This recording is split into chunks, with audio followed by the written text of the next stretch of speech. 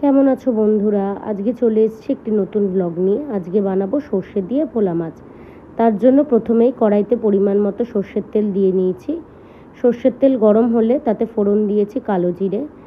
এরপরে একে একে সমস্ত ভোলা মাছগুলো ভালো করে ভেজে নেব। বেশি লাল লাল করে ভাজবো না, বেশি কড়া করে ভাজবো না, অল্পই ভাজবো। এক পিঠটা আমার ভাজা হয়ে গেছে, এবারে আমি অপর পিঠটা ভেজে নেব। প্রত্যেকটা মাছ খুব আলতো হাতে উল্টে দেবেন যাতে মাছ ভেঙে না যায়।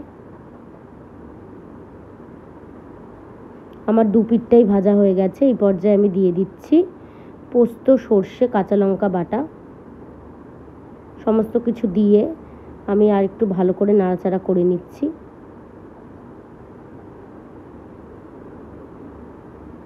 এই পর্যায়ে আমি দিয়ে দিচ্ছি সামান্য জল, 1 চামচ হলুদ গুঁড়ো এবং 1 চামচ লবণ।